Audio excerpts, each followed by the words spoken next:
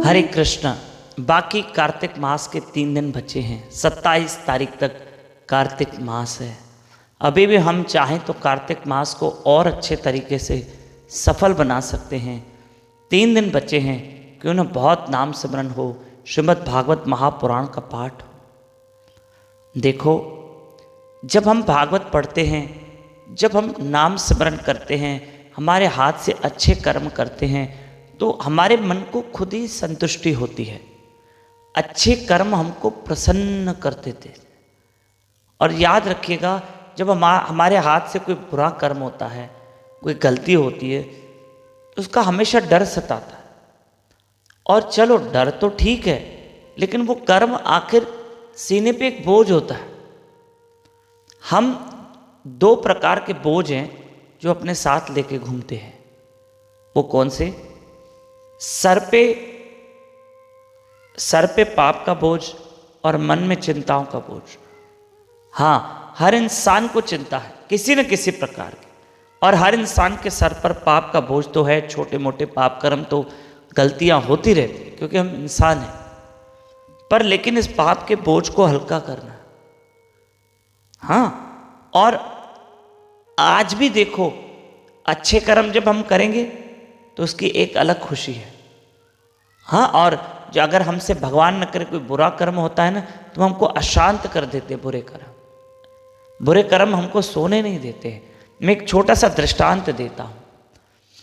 एक बेटा अपने घर आया और अपनी माँ से कहा, माँ, मुझे ना एक ऐसी नौकरी मिल रही है, मैं बस सोच रहा हूं कि करूं कि ना करूं।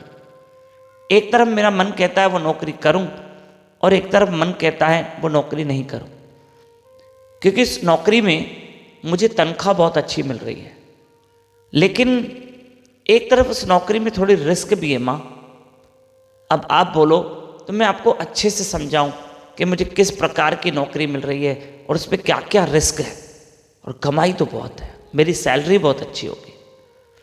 माँ ने कहा, बेटा देखो, मैं ज़्यादा पढ़ी लिखी तो हूँ नहीं, तुम मुझे समझाओ, और अगर मैं ना समझूं, या तुम जिस प्रकार के व्यापार को करने जा रहे हो, नौकरी को करने जा रहे हो सकता है वो बात मुझे ना समझ में आए, पर मैं एक बात कह सकती हूँ तुम्हें। बेटा, तुम कह रहे हो कि तुम्हें एक ऐसी नौकरी मिल रही है जिसमें तनख्वाह तो अच्छी है, लेकिन रिस्क है।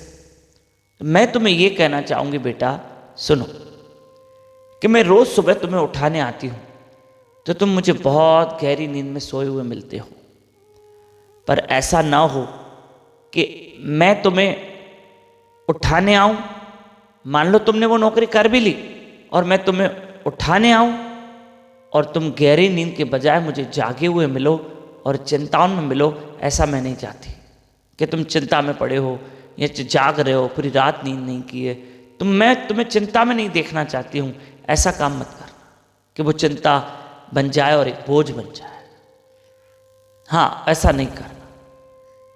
तो कोई गलती, कोई अपराध हमारे लिए एक बोझ है। देखो, इंसान अगर रूखी सूखी खाकर जीवन जीना चाहे ना, तो भी उसका भला है। सच्ची बता रहा हूं। हाँ, बहुत के पीछे भागो तो आधी रोटी भी हमारे हाथ से निकल जाती है। ये कथा आगे फॉरवर्ड कीजिए। और प्लीज़, अभी 3 दिन बाकी कार्तिक मास के बच्चे, 25, 26, 27 नवंबर, आपसे हाथ जोड़ के प्रार्थना है, ये तीनों दिन मेरे साथ सुबह 4:30 से 5:30 बजे तक ब्रह्म मुहूर्त अमृत वेले में उठकर मेरे साथ जाप कीजिए, हरी कथा सुनिए, only on YouTube channel Damodar Das पे।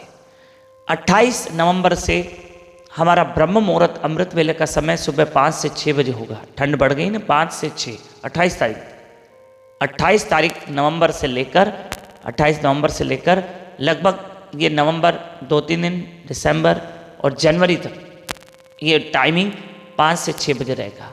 फिर जैसे ठंड कम हो जाएगी तो हमारा ब्रह्म मुहूर्त का समय फिर से 4:30 से 5:30 हो जाएगा। धन्यवाद। नए लोग मेरे साथ व्हाट्सएप पे जुड़े, 9284826810। इस नंबर पे अपना और अपने शहर का नंबर व्हाट्सएप करें, हम आपको डेली कथा भेजेंगे। श्री राधे।